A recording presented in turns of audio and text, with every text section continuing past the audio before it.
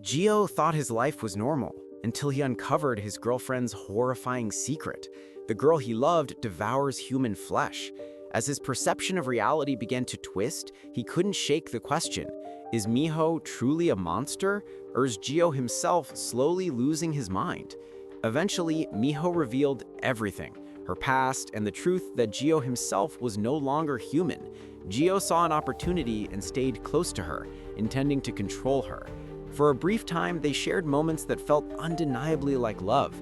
Meanwhile, at school, Yerin faced betrayal and deep humiliation. Broken and vulnerable, she fell into Miho's hands and became one of her puppet monsters. Despite everything, Gio and Miho continued to build a life together. They went on dates, shared laughter, and exchanged small acts of kindness. Miho began to believe she could live like this, even as doubts haunted her. But one fateful night, curiosity got the better of her, and she found Gio's hidden diary. What she discovered inside shattered her world completely.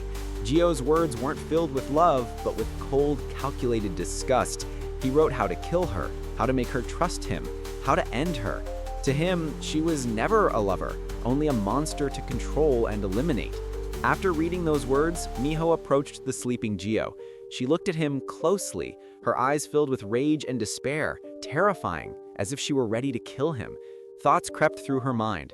Should I kill him? I hate him. He lied to me. He said I'm disgusting and wants me dead. How could he? I was so nice to him. Do you think you can get away with this? Wait, I can't just kill him now. You should know how much your lives hurt me. Yes, you should. But it hurts too much. It's like my heart is being ripped from my chest. I feel so miserable. Is this what it feels like to be one of those tragic movie characters? What did I do to deserve this? All I wanted was a normal life. Was that too much to ask? You're a manipulator and a liar, and I hate you. There you are, pretending to like me as if nothing happened. The way you look at me, the way you talk to me, the way you act around me, now that I know they're all lies, it makes me sick to my stomach. Whenever you smile, whenever your sweet voice calls out to me, it makes me want to choke you. I want to see you writhe in pain. I want to crush every bone in your body. Every day I'm dying inside watching you lie to me and play me for a fool. I want to kill you. That's all I can think about. But why? Why am I still sparing you? Then, inside the Ferris wheel, Gio called Miho's name and said, I really like you. Will you go out with me? Miho asked why he wanted to go out with her. Gio said that whenever he thought about everything she had gone through, his heart broke. And now that he was the same kind of monster as her, he wanted to stand by her side. Besides, she was the only one who could understand what he was going through. With her by his side, he didn't feel alone anymore. So there was no way he could not like her, and there was no one he would rather be with. So you pity me. You don't love me, you just feel bad for me. It's not like that, Gio said. My feelings are real. I love you. Miho stood up and said that Gio should prove it. In her mind, let me finish this once and for all. I'll make sure you die a painful death. Either kill me like you said you wanted to, or prove your love by letting me kill you. Don't fight me, Gio. Come on, prove it. Without hesitation, Gio kissed the parasite on Miho's body and said, I love you just the way you are. I can accept whatever you throw at me. It doesn't matter what you look like, I will love you all the same. Miho thought, why didn't I kill Gio? If I wanted to, I could have killed him then and there. A simple command to the monsters would have been enough. I wouldn't even have to lift a finger. So why didn't I kill him? It's not that I didn't want to, I couldn't, because I love him too much to kill him. Miho cried a lot. She was touched because Gio was the only person who seemed to care and love her, even though she knew, somewhere, that much of it might be a lie. For Miho, every moment they shared, every word Gio said, and all the memories they built together were too precious. She couldn't let them go. While crying, Gio hugged Miho and she said, I love you too. In Miho's mind, the fact that you like me and all your comforting words and everything you did for me, they aren't all lies. They just haven't become real yet.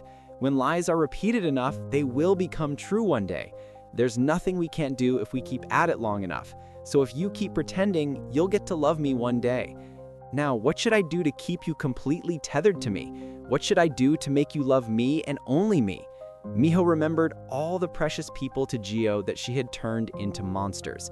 Then she said, "I love you" to Gio with an empty, fragile smile.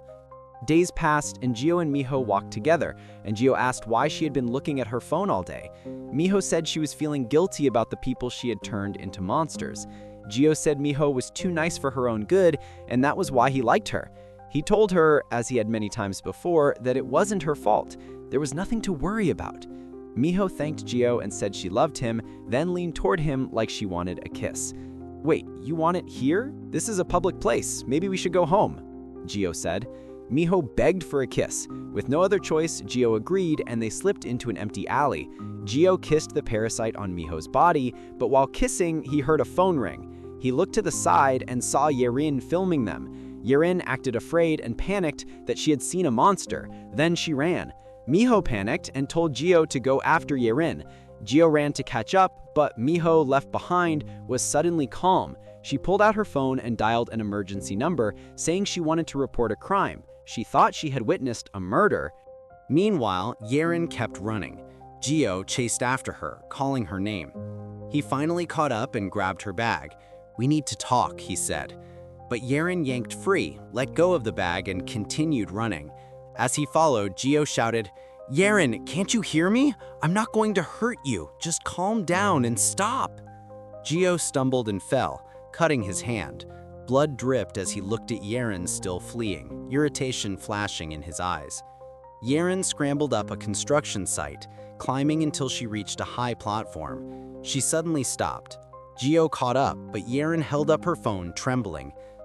"Stop! Don't come near me. One more step and this goes live." "I won't," Gio said softly. "Just calm down." Inside, his thoughts raced. Do you have any idea what I had to do to impress that disgusting monster? I worked so hard to make sure she wouldn't create more monsters. That clip could ruin everything. If people see that video, it could trigger Miho. I might not be able to control her anymore. That could put my family in danger. Then Gio said, "Listen, Yerin, calm down and hear me out. Where are you posting that? YouTube? Do you know how many AI-generated videos are out there? You can post it, but no one will believe you. Everyone will think it's fake. Are you even an influencer? Do you have that many followers? How many people will actually see it? There's no point in running. You know Miho's secret, and she'll be here any second. If you want to live, you need to do exactly what I say." "You're lying," Yerin snapped. "You're a monster too, just like Miho. I'll never believe you." "I'm not a monster," Gio argued. "Miho is. I've been trying to stop her so she doesn't turn more people into monsters." "Shut up, monster. How could you possibly help me? You're lying, I know it." "I'm not lying," Gio insisted. "We don't have time. Miho is on her way." He pleaded, stepping closer. "Please, Yerin, we're running out of time." "Don't come any closer," Yerin screamed. "I'll keep quiet. I'll transfer to another school. Just leave me alone." But Gio pressed on. "You have to listen. I need your help to stop Miho, or she'll kill you. She's desperate for love and attention. If she thinks you admire her for being a monster, if you accept her, she might spare you." Yerin kept backing away. "Why should I? I don't believe you. You're both monsters." Gio reached out. "If you want to live, delete the video." Yerin's eyes welled with tears. She looked at him, trembling, then suddenly lunged, grabbing him and trying to shove him away. Reflexively, Gio pushed back. His eyes widened as Yerin lost her balance and fell.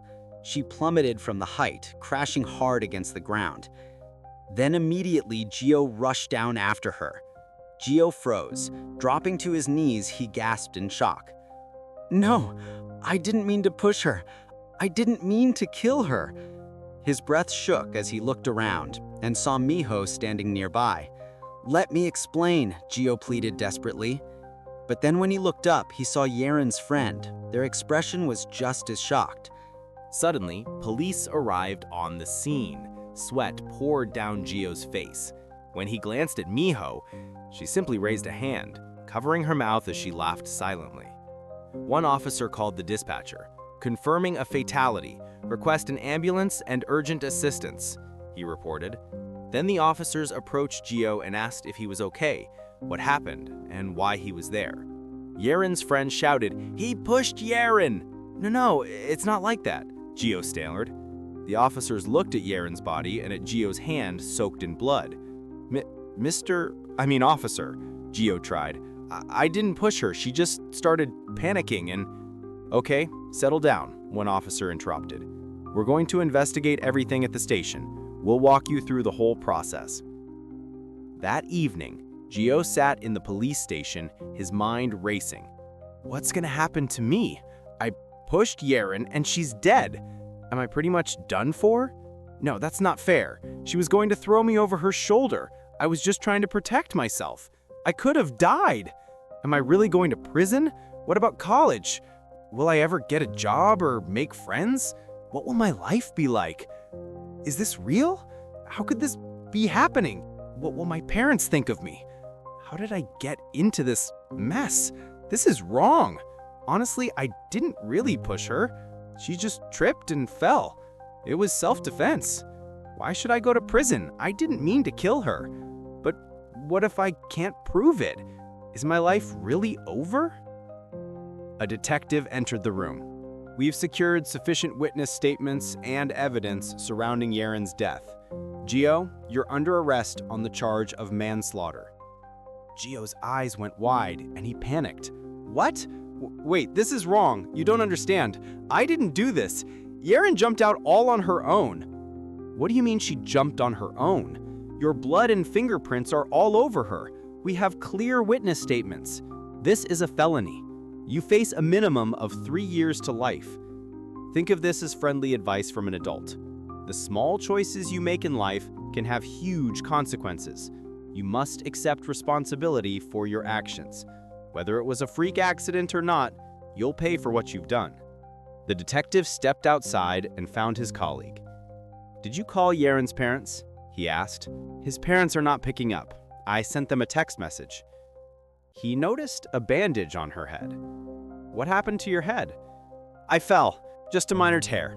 I got a few stitches. It's not that big a deal. She added, Georf has a visitor. I'd like to observe their meeting. Make it quick, the detective said. Miho approached Gio and called his name. Are you okay? What happened? She asked. Gio gritted his teeth. This is all because of you. Before he could finish, Miho interrupted. Do you want me to get you out? Hope flashed in Gio's eyes. What are you talking about? I can do that. How? Gio asked. He turned around, glancing back toward the detective. He remembered Miho's earlier words about creating more monsters. Fear gripped him. If I get a criminal record, I'm finished. Forget about the future, my life can never be normal again. Regardless of what happens, living a normal life is pretty much impossible for me. Should I just accept that I'm a monster?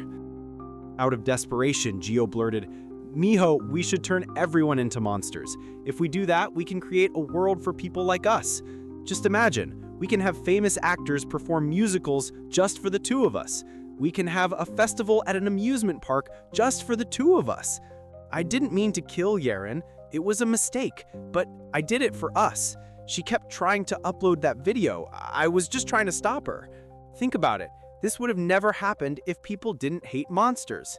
It's not right how people treat us. Just because we're monsters, people think they can do whatever. It's unfair. Let's turn everyone into monsters. Let's create a world not just for the two of us, no, for real, for people just like us. Miho leaned forward toward Gio. Gio, do you love me? She asked. With all my heart, from the bottom of my heart, I love you. Miho's smile twisted her face terrifyingly close. That's bullshit. I know you want to kill me. How can you lie like that right to my face? Boy, you were so good. I almost fell for it. Sweat dripped down Gio's neck. What are you talking about? Why would I kill you? Miho pulled out Gio's diary and read aloud. Should I kill her? Is that my only option? Every time I look at her, I feel sick. I feel like throwing up. You're disgusting. Just die. You wrote those words yourself. Why should I help you? Helpless, Gio pleaded. Listen, Miho, I'm sorry. I shouldn't have written those things. I didn't know what I was doing. That's not how I feel now. You have to trust me. Trust you? Miho spat. You say you love me, but you think I'm disgusting. How am I supposed to trust you? Desperate, Gio admitted, you're right. I'm a scumbag. I don't deserve your love. I know how ridiculous I seem. But Miho, I really wanted it to work between us. When I said I loved you, I really meant it. You have to trust me. Miho shoved the diary in his face. You did? Are you sure? Who would write these things about someone they loved? I know how it looks. I know how pathetic I seem. I wrote those words about you, and here I am asking for forgiveness. He began slapping his face. Look at me. I'm a loser, an ass, a dunce head. I'm a useless douchebag. Miho giggled, enjoying it. Gio dropped to his knees. Please, you have to forgive me. You're the only one for me. I'm like a cockroach. I can't do anything without you. I know I'm an asshole, but please. Miho looked down at him. You look really pathetic, you know that? I can't believe I'm saying this, but I still find you adorable. I hate myself for feeling this way. They say whoever loves more suffers more, and it's true. Fine, I'll get you out. Regardless of your feelings toward me, whatever you did, I'll let that all go for now, and I'll get you out. But just remember, the only reason I'm putting myself through this trouble is because I love you. Don't you ever forget that. Gio's voice trembled with joy. Miho, thank you. Thank you so much. I'm really sorry. I'm going to be different from now on. I won't let you down again. Miho smiled. Okay, remember that feeling. Just wait in there a little longer, okay? Then, just like that, Miho left. She didn't show up for 2 days. Gio didn't see her again until he was sent to the district attorney's office. Instead of being further investigated, he had to sit and listen to Miho describe the trouble she went through to get him out. He had to play along, scratching her itch. In the end, he was released without charge. When he returned to where he belonged, he didn't see her for a while. It looked like she was rushing around to build the utopia they'd talked about and trying to clean up the mess she had made while freeing him. As his life slowly returned to normal, a wave of guilt and new worries took hold. In all honesty, however, bigger than his guilt was his panic that his life was over now. A monster was threatening his family, and here he was, desperate and selfish, begging for his life. Bigger than his guilt over killing someone was the fear of living under Miho's control, and this feeling didn't go away. It made him feel even sicker. Meanwhile, someone was standing behind Gio, keeping an eye on him. At a grand hotel, Miho sat beside a bathtub where a person she had turned into a monster writhed. In her mind, she thought, I have to clean up the mess I made with the police and prosecutors, and I have to make more monsters now that I have to control Gio. I can easily lure kids my age and horny perverts, but adults, especially the good ones and girls, are hard to turn into monsters. But something doesn't feel right. I feel like I missed something, or maybe I'm just tired. Oh wait, I forgot about Yeren's phone. What did I do with her phone? Back at Gio's side, a person stood holding a weapon, watching him. Gio heard footsteps, turned his head, and saw Yeren's mother, furious, holding a baseball bat ready to swing. Back on Miho, she muttered to herself, so what if someone watches that video? It changes nothing. I'll just say it's an AI-generated deepfake, and if anyone makes a fuss, I'll sue them for slander. What's the problem? I'll just turn them into monsters too. Still, she couldn't shake a bad feeling. Maybe I'm too tired. I should just hang out with Gio, see a movie, talk about what we'll do once the utopia is done. But where is he? Miho called one of her puppet monsters. Where's Gio? She asked. He's at a construction site, the puppet answered. What's he doing there? Miho asked. Just lying there, the puppet said. What? Why would he do that? Don't tell me he fell asleep. No, it looks like he was hit and collapsed. Miho's face went blank. What did you say? She rushed to the construction site and demanded, How long has he been lying there like that? For 3 hours, the puppet said. For 3 whole hours you saw him and did nothing? Miho grabbed the puppet's collar. Why didn't you call me?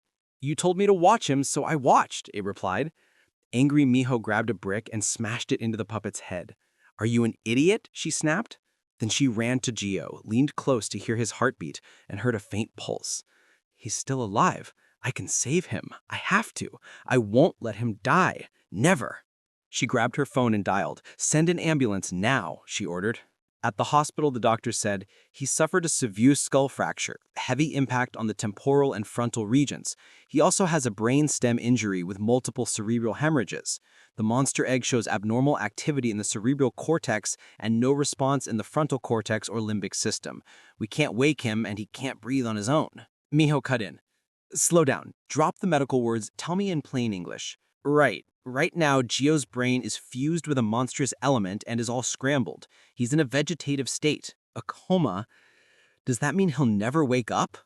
The doctor said, "I'm afraid recovery is very unlikely. There's no known treatment for a brain fused like this. The monster egg shows low voltage, no response. We don't have a prototype to compare. It's uncharted." Miho's eyes widened as she looked at Gio, helpless on the bed. A vegetative state? He could stay like this forever? No, I can save him. The monster may have occupied our bodies, but we were both lucid. If I put a new monster in his brain, maybe he'll come back. What if it goes wrong? So what? I can't just sit here. The doctor says there's no prototype, so no treatment. I'll turn the hospital staff into monsters so they can figure out a cure. They'll find a way to revive him. I'll make them find a way. Whoever did this will pay. Right now, I need to focus on him. I'll build a safe world for us so this never happens again. Time passed. Gio's mom called Miho. "What is it?" Miho answered. "Gio's awake," his mother said. "Is he? Are you sure? I can't believe it." Miho almost cried. "He's awake, but he lost some memories. He can't remember parts of high school, the second year specifically." Miho's face fell. "So he doesn't remember anything we did together? How can he be back and not remember me? It's not fair. I waited for him every second." But Miho kept herself steady. "It's okay. I won't give up. We'll start over. I'll make him remember me again. I'll make him fall in love with me. One by one, I'll make new memories." Miho said, "So that's our story. Sorry about what happened with Yeren. I did that. Try to understand how desperate I was. Besides, I didn't exactly lie. I planned it, but you're the one who actually pushed her and killed her. To be honest, I could have kept quiet. Maybe you wondered why I told you when you asked if we went to the same high school. I wondered what gave it away, so I looked into it and found you had my cell phone. You probably read my notes. I figured I shouldn't lie. That's why I came clean about Yeren. And there's another reason. Just as I can get you out of prison, I can always put you back in and make your life miserable. It's my way of keeping you hostage. And don't think I didn't know you talked to Iryung in the bathroom. Losing a phone is no big deal for me. I'm practically invincible. But you, Gio, you should be more careful. What if I get tired of this and stop loving you?" Gio's voice went cold. "No, Miho, this isn't love. You don't love me. You're just running from your guilt." Miho said, "Don't say that. I do love you. If this isn't love, what is?" Gio said, "You're running from your guilt. You see yourself as the most tragic victim, and you make our love out to be the greatest thing to feel important. You're fooling yourself, Miho. You're trying to find meaning in your life through me." Miho said, "Back in high school, you hid your feelings and stayed rational. Why are you getting so emotional now? I prepared this world for you. You have everything. You should try to love me even if you don't. You never know when someone like you will come again, or I could change my mind and leave you, just like that." Gio grabbed Miho's hand. "Go ahead. You can't hurt me. Why? Because you said you love me, so kill me if you want." His eyes were empty and cold. "You turned so many people into monsters, but you're obsessed with me because you couldn't find anyone else like me. You really can't hurt me, can you?" Miho said, "I don't get it. Why do you hate me after everything I've done? Say you're sorry and accept me, then we can be happy. Why are you stubborn?" Gio said, "You know why. You ruined my life and my future. I lost my parents and friends because of you. If I must live as one of your puppets slaving for you, I'd rather die right here." Miho said, "You're right. I can't find anyone else like us. You and I are special. How could I hurt you? I love you. So I'll kill Iryung and make you happy. You still have hope. That's why you can't accept me. I'll remove whatever hope you have, then I'll make you happy. Happiness is simple. It comes from control. First, I'll lock you in a tiny motel, then put you in a shipping container, then a small boiler room, then an aqueduct no wider than 20 inches. Stay there for a week. You'll probably start to feel content with whatever you have until you love me, until I fix you, until I become the only reason you exist. I promise I'll keep making you happy. Now I'll fine-tune a few details to complete the world for just the two of us. Think carefully, okay? A sudden beep sounded from the telephone. Miho picked it up. Hello? Silence. Then she froze. What? While she was distracted, Gio tried to leave the room quietly. Miho hung up and turned on the TV. A breaking news alert showed multiple fires at Seoul, Ganwok, and Hanguk University Hospital. Authorities called it an organized attack. It turned out the ones who attacked the hospitals were Ir-young's puppets. Miho's hands trembled their anger. Ir-young, you bastard, she said. She didn't notice Gio behind her, holding a towel ready to attack her. He shoved it into Miho's face and lifted her, trying to choke her.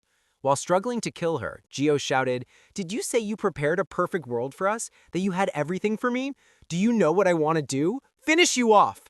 You control the monsters with your voice, right? So if I take away your voice, it doesn't matter how many monsters are out there. Without your voice, you're nothing. I'm ending this once and for all. Today, it's either you or me." In the struggle, Miho clenched her teeth and forced her leg around Gio's neck, trying to choke him too. With no choice, Gio let go of Miho and shoved her away. Both of them tried to catch their breath, staring at each other. They noticed a broken vase on the floor, its edge sharp. Gio glanced at it and rushed forward to grab it as a weapon, but Miho immediately ran outside the room, gasping for air. Gio followed her out and saw Miho struggling to breathe. Suddenly, Miho shouted, "Now, grab him." At once, multiple puppet monsters appeared. Gio rushed toward Miho, hand raised to strike, but the puppets leapt at him and pinned him down. Miho stepped forward, fixing her dislocated bones as she approached Gio. She smirked. "That was rather cute, I must say. The direct strike on those hospitals was impressive. When did you plan that? Honestly, I didn't expect Ir-young to go that far. Wait a minute. You didn't know Ir-young was going to burn those hospitals? Huh, that bastard." She dialed a number and spoke into the phone. "What's Ir-young's plan?" "What? Is she out of her mind? She's really pushing it, isn't she?" "No, just let her carry on. I'll finish her off anyway." Then she turned back to Gio.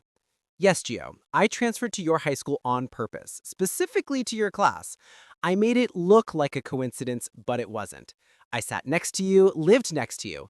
When things like that repeat so often, it's no longer coincidence. But that wasn't the end, was it? You and I were the only ones who didn't turn into mindless monsters. Do you really think that's a coincidence? Not even movies or soap operas pull things like this. It's fate." Speaking of movies and dramas, you know how it goes, right?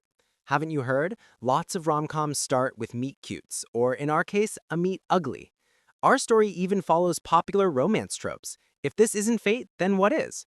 So, while I'm gone, I want you to cool off and think this through, okay? Lock him up in the basement until I get back. Keep an eye on him. Then she turned to one of her puppets. "By the way, we still have it here, don't we? Take it out. I want to play with Ir-young before finishing her off." Meanwhile, an Ir-young puppet monster watched Miho leave the hotel and saw Gio being dragged away by the monsters. As Gio was being pulled, he noticed a car rushing toward them. The puppets tried to shield him, but got struck by it anyway. In the chaos, Ir-young's puppet monster grabbed Gio and pulled him into the car. They sped away, crashing through the other monsters. On Ir-young's side, she recalled her plan, to use Gio as a hostage to escape the country and as ransom to demand the method of creating monsters from Miho. His puppet monster called her. She answered, and through the phone he said, "I have Gio, I'm on my way to you." "Already?" Ir-young gasped. "How? How did you even know where he was?" "Forget it, that's not important. You're sure you have him?" "Yes," the puppet confirmed. Ir-young smiled. "Wow, Kuhyek, you're amazing. This is why I love you. What would I have done without you? Thanks to you, I figured out Miho was a monster. Thanks to you, we've come this far. Do you remember, Kuhyek? We said if we had enough monsters, we could live off the money they made, spend our lives partying and traveling. And if we got tired of traveling, we'd open a little shop for fun, maybe even buy a house with a pool. But now, we can forget that small dream, forget the shop. We can create our own world in other countries. We can do whatever we want, everything we've ever dreamed. I'll take care of you, I promise. I mean, I love you. Hurry, okay?" Then, shockingly, Miho was sitting right beside him. He answered, "Yes, I'll be right over." After a few minutes, they arrived, and Ir-young rushed to the van. She swung the door open and said, "Kuhyek, did you really get Gio?" "Yes," he said, showing her Gio. Ir-young was so happy, she hugged him tightly. "Gosh, I love you, you're the best." She then took a photo of the unconscious Gio. But suddenly her phone rang. The caller ID showed Gio. She froze, confused, and then answered.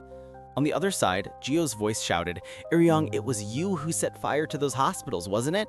Miho just rushed to the site to deal with it. You have to come get me now. I'm in the hotel parking lot. Restricted area, basement level. These monsters are practically zombies. Miho told them to keep an eye on me, and that's all they're doing. Literally just watching. Even when I untied myself and took their phones, they just stood there, staring at me, no matter what I did." Iryong's eyes widened as she stared at the unconscious Gio lying in front of her. She was shaken, unsure what was happening. Slowly, she removed the tape from Gio's mouth. The Gio in front of her just looked like Gio. Then she smiled in relief, thinking she had been tricked.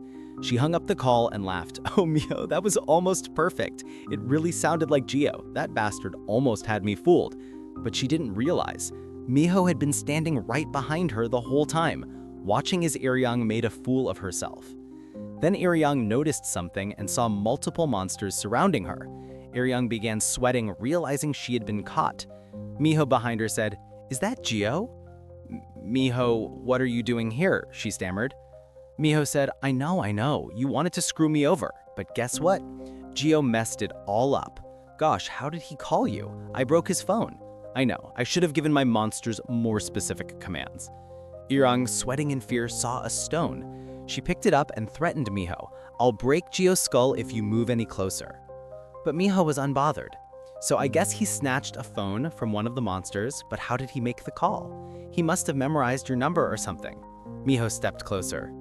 Iryong hissed, "Did you hear me? I could kill him right here." Miho shrugged. "Go ahead, kill him." Iryong was shocked. What? Miho lifted her head and frowned. "I said kill him. You can do it, can't you?" Iryong said, "I can and I will, but I thought he meant everything to you. Are you sure you want me to kill the love of your life?" Miho snapped, "Stop talking and do it already. Don't tell me you're scared. I'll make it easy for you." Without hesitation, Miho pointed at Gio and said, "Throw a stone at him until he bleeds to death." Iryong froze at Miho's command. Then they started throwing stones. Iryong's eyes widened in shock. When she was about to call for help from Guyak, her monster, he was already ready to throw a stone at Gio and hit his head. All along, Guyak had been Miho's monster watching Iryong. Then Miho said, "Stop." Everyone froze. She approached Gio, grabbed his head, and said, "So, what do you think? Does he look dead enough for you?" Iryong looked around and saw a group of monsters walking toward her wearing the same clothes. There was another Gio among the monsters. Miho said, "See, they look exactly like Gio, huh? Do you have any idea what kind of struggle I went through to create those things?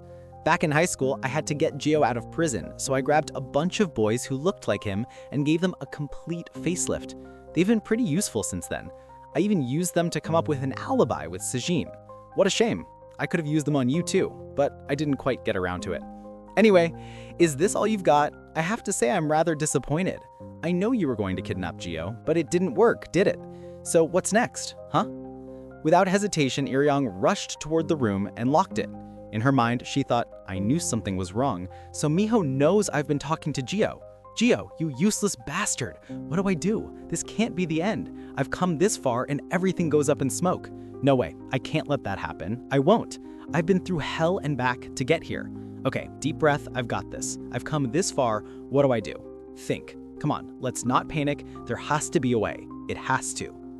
Miho stepped forward and ordered, "Catch that blonde." They started rushing toward Iryong, but then suddenly they froze. Miho wondered why they had stopped.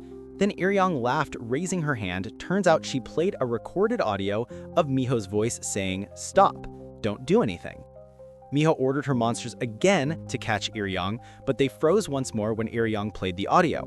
They kept doing that while the monsters got closer, and Iryong clung on, biting her lips until it bled. Miho said, "What is this? You're going to fight me with your hand?" Iryong said, "Yes, you played me all along, but don't forget, I've crushed more skulls than I can count. Besides, this isn't the only recording I have of you." Miho said, "You're lying. Besides, how would you even cue up the right command?"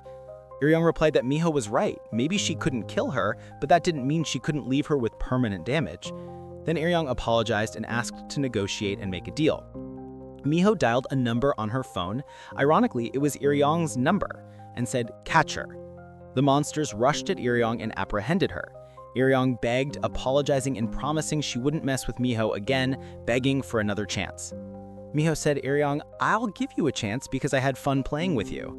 Why would I kill you, huh? But you said Gio means everything to me, right? Absolutely, Gio, my entire existence revolves around him. Does that make me miserable? No, because of him my heart swells with joy. You know why? Because he's a true human in his ideal form, just like me. So yes, he is my everything, and you tried to kidnap him and hold him hostage. That really pisses me off. Iryong sobbed, crying, saying she was sorry, promising she would never do it again, that she would keep entertaining Miho. Then she started licking Miho's hand, sucked a mosquito off it, and chewed it and swallowed it. She said the fly was rather chewy and that she could do a live fly eat cast. See, I can do anything you ask. Please ask me anything and I'll do it. Don't kill me, please. Come on, you said you'd give me another chance. Miho said, I won't kill you. Overjoyed, Iryong said, thank you so much. I'll bust my gut to keep you entertained every day. Miho continued, I won't kill you, as long as you're the real deal, just like Gio and me. Iryong yelled and begged, then Miho turned her into a monster. While the parasites were settling into Iryong's brain, her past flashed before her.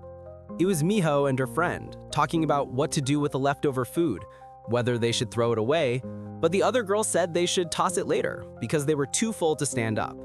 Then Iryong appeared, black hair flowing, and said she could throw the leftover food away since she was on her way to the next class. Iryong left, and the girl said she was such a sweetheart that all she ever did was study. They had never seen her leave the campus, saying she practically lived there. No wonder she always got the scholarships. Outside, Iryong looked around. Seeing no one, she opened the leftover food and began eating. She thought to herself, thank goodness, I don't have to worry about lunch now.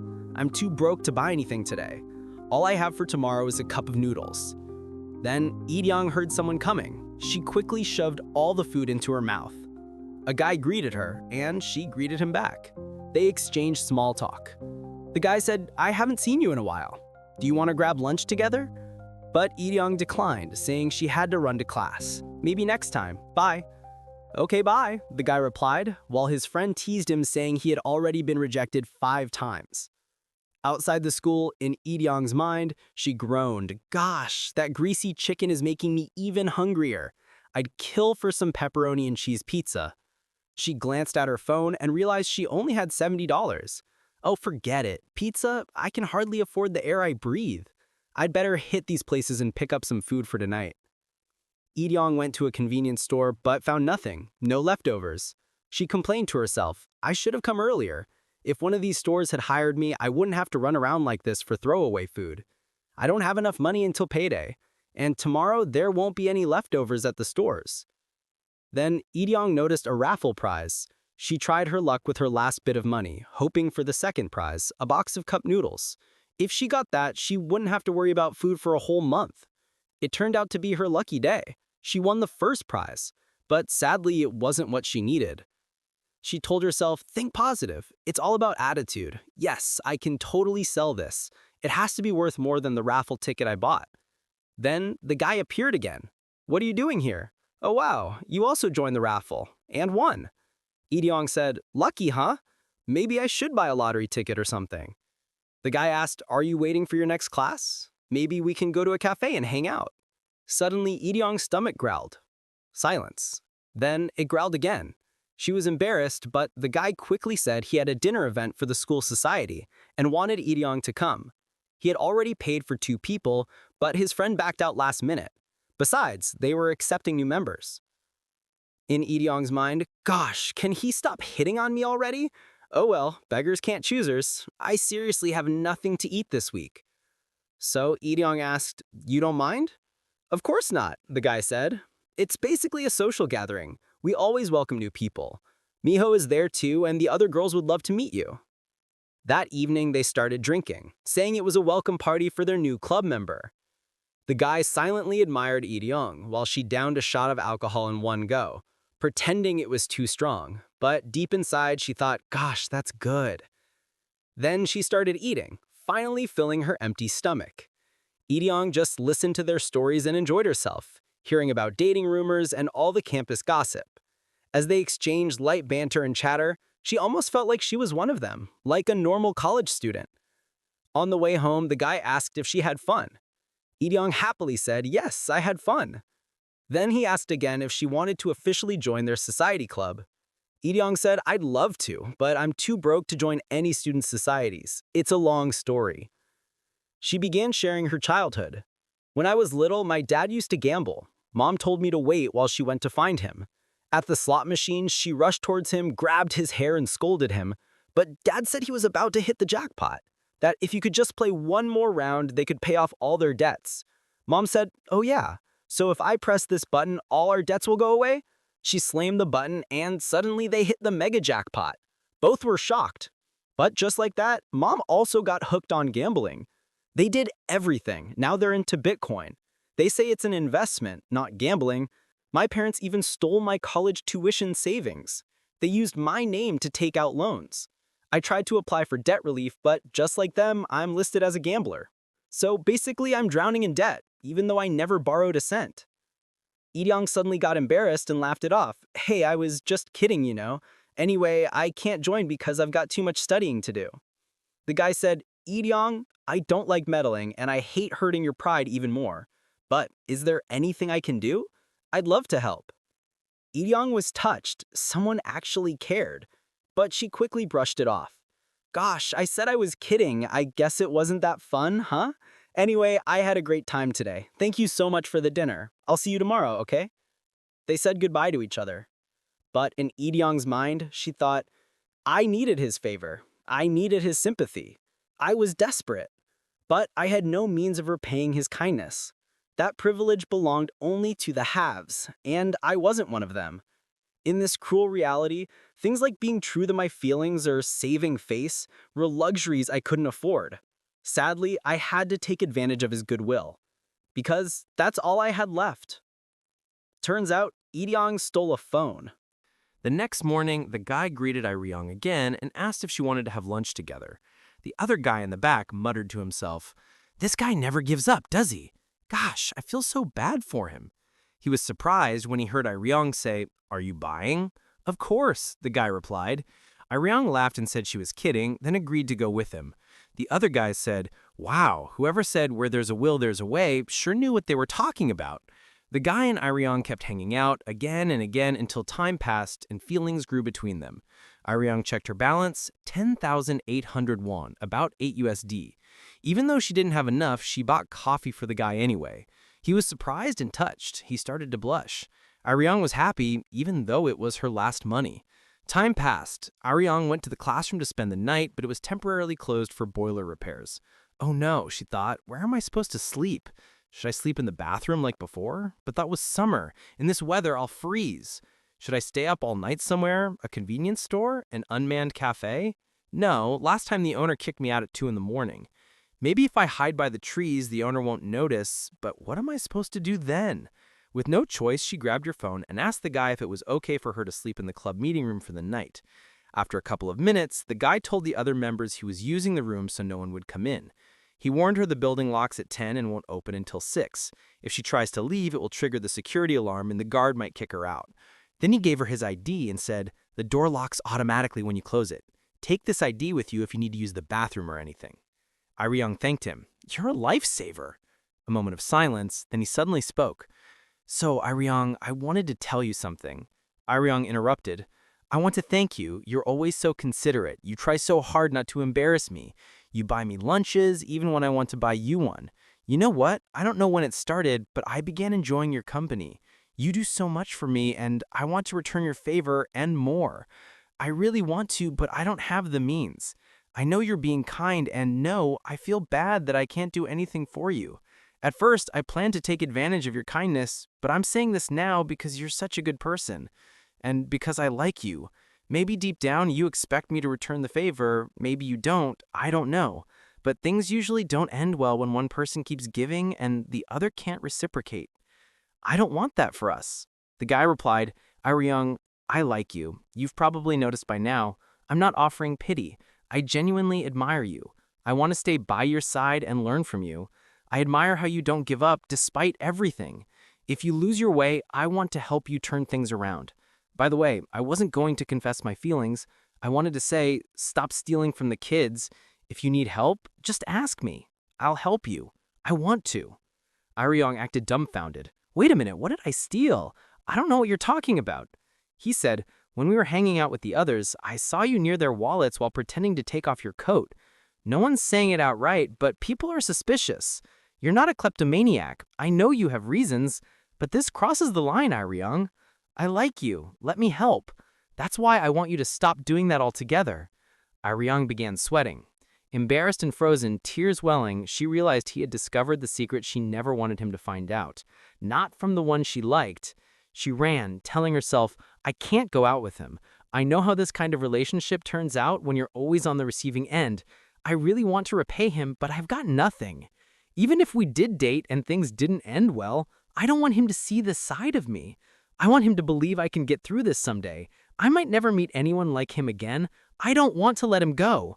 I want to hold his hand. I want to say yes, but I can't. I hate my life. So Aryong decided to go back to the guy. While he waited, he heard the door open. He thought it was Aryong, but it wasn't. Oh, it's you, Miho. Didn't you see the group chat? I'm using this room today. Miho smiled. Oh, I did. You're sleeping over here tonight, right? Then she locked the door and added, that's why I'm here. Meanwhile, Lee-young stood up to go back to the guy, thinking she wanted to end it well somehow. For her, that was the least she could do.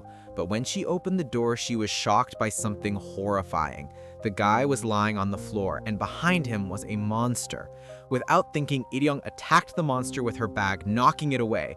Then she grabbed a fire extinguisher and sprayed it into the monster's face. While it couldn't see well, it reached out and attacked, but Lee-young shoved a bottle into its mouth and slammed it with the extinguisher.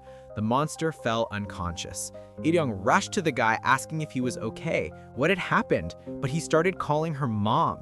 She slapped him, told him to wake up. Then she asked if he could stand because they needed to leave immediately. While running, Lee-young thought, that monster was Miho, right? What the hell is she? A monster or some kind of bizarre creature like in the movies? Did she see my face or not? I need to calm down. She asked the guy if he was okay and said they needed to go to the police. He said yes, but when she checked his head, she saw something she couldn't comprehend. Her eyes widened in terror, but the guy just called her mom again. Lee-young backed away in fear. What are you? She asked. The guy began introducing himself. I'm Guyuk Sim, 22 years old, male, 6 feet tall, 176 pounds. It turns out this guy was Lee-young's puppet monster in the present. Terrified, Lee-young shouted, "Don't come near me!" He stopped walking but kept talking about himself. That's not what I asked. Why are you giving me your resume? You asked me, Mom, Guyuk replied. In her mind, Lee-young thought, why is he calling me Mom? Is it because of that disgusting thing in his head? Is Miho going to do that to me too? I need to get out of here. I'll quit school and... Wait, if I quit school, where will I live? I was staying here because I couldn't afford rent. Where will I sleep tonight? What about food? Guyuk has been buying all my lunches. I've completely lost it, haven't I? Guyuk might have become a monster and I'm worried about what to eat? Let's be honest. Yes, I'm worried about him, but even now, I'm more worried about my debts and where I'll sleep next. That's scarier than the monster. My life is so messed up. First my parents, their debts, and now a monster? What am I gonna do? Then Lee-young remembered how Guyuk kept calling her mom and followed everything she said. She stopped running, turned back to him, nervously said, "Sit down." Guyuk obeyed. "Get up," she said. He got up. "Jump, dance." He followed. Finally, she told him, "Now send me all your money." And he did, about $4,040. Lee-young was shocked. She realized something. I thought I really loved him, but it turns out getting out of my miserable life was more important. Maybe I didn't love him at all. Maybe I only loved the ray of hope he gave me, that I could finally escape this reality. Days later, Miho was on a call. On the other end, someone said, "We found her. Her name is Lee-young." Miho replied, "Fine. Don't do anything. Act normal." Then she sighed, looking up at the sky. Suddenly, Lee-young appeared and asked, "A headache? What's wrong?" "So, Miho, I was wondering, can we have lunch?" Miho widened her eyes, surprised. Why didn't Lee-young run away? Why wasn't she afraid of me? Then Miho smiled and answered happily, "Let's go. Why not?" In Lee-young's unconscious mind, as the parasite was trying to settle in, she thought, yes, this is how it all started. Thanks to Guyuk's sacrifice, I've come this far. And this is how it all ends? Over my dead body. I can't go down without a fight. Miho said she'd let me live if I became like her, right? Fine, bring it on. I'll become a monster exactly like you. No matter what happens, no matter how pitiful it is, I'll hold out. I'll be just like you. I'll get my payback, big time. Then Iryong opened her eyes, and she said, Mom. Miho looked disappointed. She remembered when she turned Guyuk into her monster. She asked Guyuk, what's Iryong up to? And Guyuk answered, steal monster, get rich. Miho laughed loud. Woo, what a riot. Then she told Iryong she'd forgive her if she were like her, but it was a shame, because in the end, only Gio and Miho were the special ones. Earlier, in the parking lot, Gio was trapped, surrounded by monsters watching him closely. He remembered Miho's orders, lock him in the basement until she came back and keep watch. Gio started rubbing his taped hands against the corner of the wall. After some struggle, the tape finally snapped and his hands were free. The monsters didn't move. Gio tore the tape from his mouth and shouted, "You idiots, Miho told you to keep an eye on me and that's all you do?" He realized something. Since Miho only told them to lock him up, they wouldn't act unless he tried to escape. If they only stood there and watched, his escape would be simple: break their arms and legs so they couldn't block him. He grabbed a metal bar and swung at them, but to his surprise, the monsters quickly held him down. Gio's eyes went wide. Wait, why are they fighting back? He thought. Did Miho also tell them to defend themselves? Are there more rules I don't know about? How can I escape? I can't do this alone. I need Iryong, but how do I reach her? Then Gio noticed a cell phone in a monster's pocket. He quickly grabbed it and called Iryong, but when she answered, she didn't believe him. Iryong thought it was a trick and hung up. Gio felt cornered. Every time he tried to escape or fight, the monsters stopped him. There has to be a weak point in Miho's commands, he thought. I need to think like her. How does she control them? He remembered the day Yaren's mom tried to kill him. Back then, when he shouted, "Don't kill me," the monsters attacked her immediately. With that memory, Gio stood up, held a monster's hand, and begged in a shaky voice, Don't kill me, please." Suddenly, another monster attacked the one in front of him. Gio watched shocked as the monsters fought each other. He kept repeating the words, don't kill me," again and again. From outside, the awful sound of bones breaking could be heard. That night, under the lights of the street, Gio finally escaped. He tried calling Iryong again, wondering if she had run away. But deep down, he knew she couldn't. Miho had already trapped her.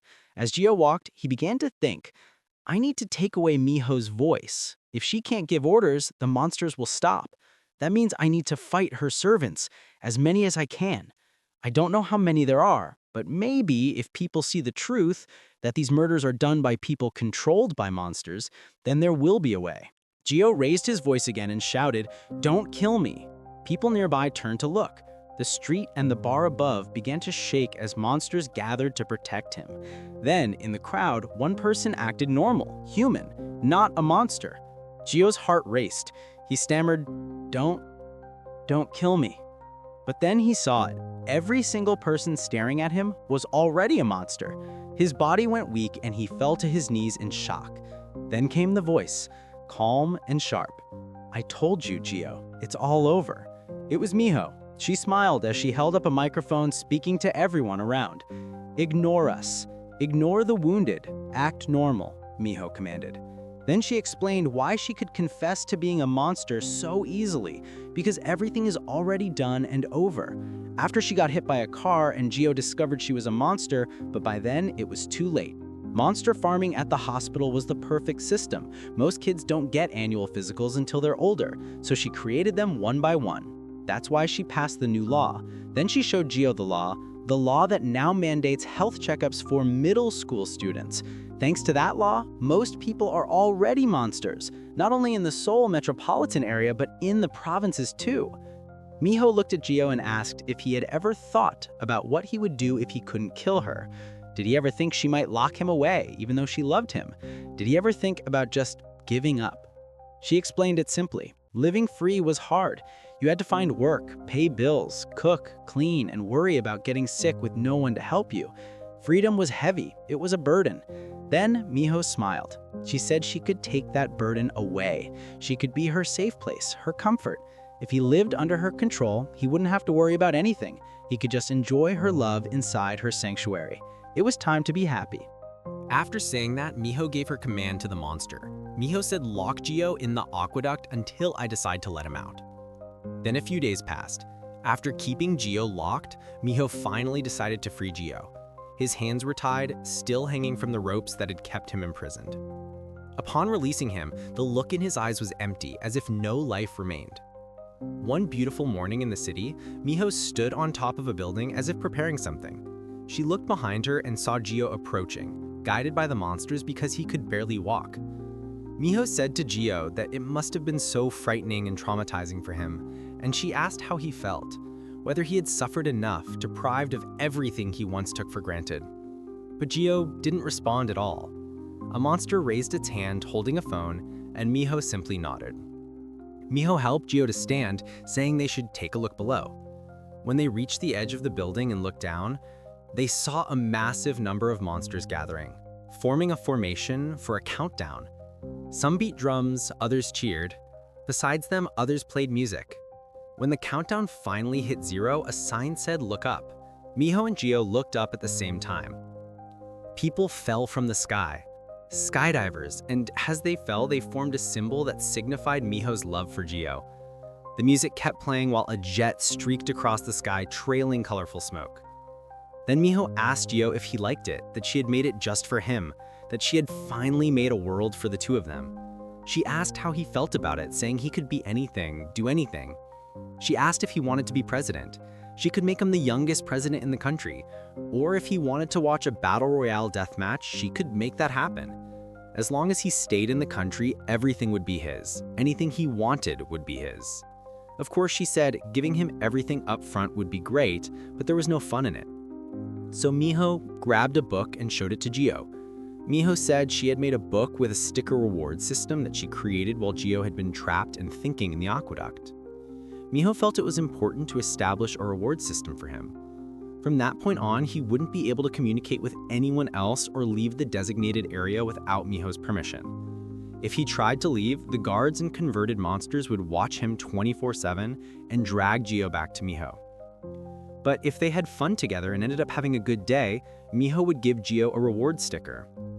If Gio kept collecting them, Miho would expand his designated area and even let him speak to the servant monsters, ones that had no abilities other than serving his basic needs.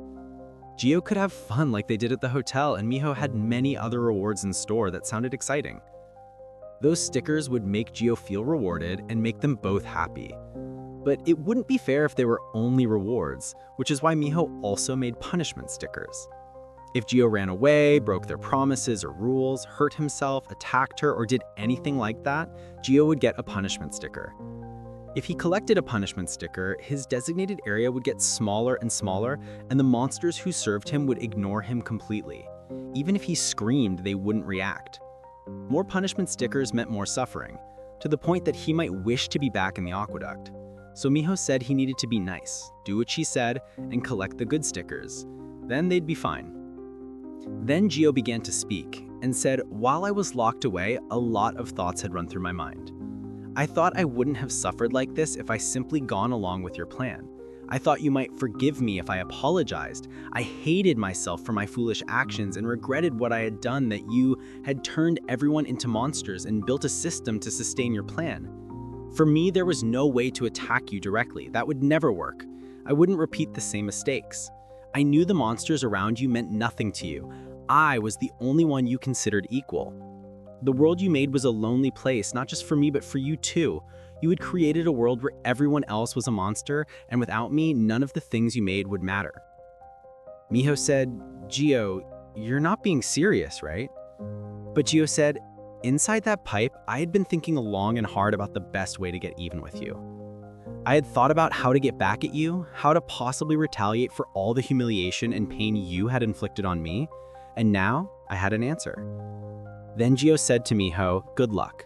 You can live here by yourself, you sick parasite monster." Gio started running towards the edge of the building. Miho and the other monsters tried to catch him and stop him, but when he reached the edge, he immediately jumped. When he looked back, the monsters jumped too, trying to protect him from the fall. As they fell, the monsters below rushed together and formed a massive hand to catch him and reduce the impact. The monsters finally caught him, but the impact was so hard that it killed multiple monsters in the process.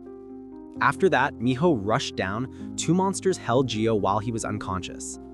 Looking at Gio, Miho asked herself what she had done wrong and whether Gio really hated her so much that he would kill himself. Miho wondered what she had done so wrong. She had given him everything he wanted. There was literally nothing she wouldn't give him. For Miho, maybe she hadn't given him enough time to accept reality. She had thrown everything at him too suddenly. He was too fragile, too good to accept the cruel truth. Miho thought she should have eased him in. But Miho told herself it was okay. They could start over. She wouldn't rush him again. If Gio didn't remember anything, it didn't matter. They could start from zero. For her, nothing changed. They were meant for each other. They would build everything up again from the ground zero. Miho still remembers how Gio fell for her after he lost all his memories before. So for Miho, they could do it all over again. This time, she wouldn't rush. She would do it slowly so he wouldn't resist. Miho tried to turn Gio into a monster again to erase his memory and start from the beginning, but suddenly Gio's eyes flew open. Gio bit the parasite coming from her mouth and pulled it in. The parasite resisted, but a monster intervened and pushed them apart, pinning Gio down while he cursed at the parasite. Gio's eyes widened when he saw something unexpected. The monsters kicked the parasite that had come off of Miho's body. Then Gio realized that those monsters only followed Miho's command because Miho was their mom, the first face they saw, the first voice they heard when they became monsters. That meant Miho was their master, not that squirming creature that didn't look or sound like her. The parasite was nothing but an ugly blob whose power meant nothing to those monsters. Then Gio said to the monsters, "My girlfriend Miho needed help. Please help her because the disgusting-looking creature was attacking Miho, and you should save my girlfriend from that monster." The monster immediately rushed towards the parasite and began stepping on it over and over again while Gio watched, eyes wide open. Gio stood up and approached it. He looked down and said, "You bastard monster, I'm going to kill you." He stepped on it, cursing at it until he was satisfied. He stopped, catching his breath while the parasite lay on the ground, bloodied and not moving anymore. Days passed and it's now winter. Gio is casually lying in bed, thinking whoever said revenge isn't the answer knew what they were talking about. And whoever said forgive and forget knew what they were talking about, too. At this time, Gio looks a little older and he thought everything would change once he got rid of Miho, but he was wrong. Everyone acts normal, but as soon as he walks in, people stop talking and look at him, because they're all monsters. Even though he talks to them, they don't respond. No one flinches or blinks an eye, even when he stands before them naked. He tried escaping to another country, but he couldn't. The monsters blocked him the moment he tried to get away from the designated area by Miho. He even tried to end his miserable life, but it got him nowhere. After his failure, his bodyguard increased. They watch him 24/7, stop him from harming himself, and don't let him touch sharp objects, so he's only allowed to use plastic utensils. Even without Miho, her monster factory runs as usual. The squirmy creatures mate and multiply inside rotten stumps, and the zombie monsters plant them inside human heads. Just like that, the newborns become monsters and they keep watching him. He'll probably rot in that hellhole hotel. Miho's grip still looms large even after her death. Gio wonders if things will change when his face looks different as he ages. But those monsters take a picture of him every night. He feels so sick of his life that he regrets what he's done, regrets not just going along with Miho's plan. Now that he's all alone, he feels sorry. He finally understands Miho. She was alone and lonely. He can now see her frustration and anger that she believed she was the only sane one in that world, because she felt so lonely. That's why she locked him up, so he would stay with her forever. But Gio's life is still a mess. He doesn't care how lonely she was. He can't forgive her. Yes, she was lonely, but so what? For Gio, it doesn't justify her action of locking him up. He shouts, "Damn you, Miho. I hate you. I'll never forgive you." Then he stops when he hears an unexpected scream. He looks back and sees a girl. He greets her, but she doesn't respond. He rushes towards her and says, "Excuse me, miss." The girl slams the door and accuses him of being a pervert. Gio thinks he saw her, so why isn't she acting like a monster? How is she still human? Maybe she came from another country, or maybe she's like him and Miho. He doesn't care. She could understand him. She could become his friend, the one and only friend. Then he remembers how Miho once acted, desperate for someone she could call a friend. Gio realizes Miho wasn't trying to trap him, she just didn't want to lose him, just like he doesn't want to lose this girl. Suddenly, Gio pukes out of nowhere, and when he looks at it, his eyes widen. He sees multiple parasites. He remembers puking at the pool before, Miho looking at his vomit saying he wasn't ready yet because the parasite wasn't fully formed. Gio starts smiling. Now he understands Miho. She must have felt so alone, just needing someone to hold on to the cruel reality. And now that he's where she was before, it all makes sense. After so much time with her, Miho was already a part of him. Gio says, "Now I know what I should do," smiling like a maniac who has lost his mind.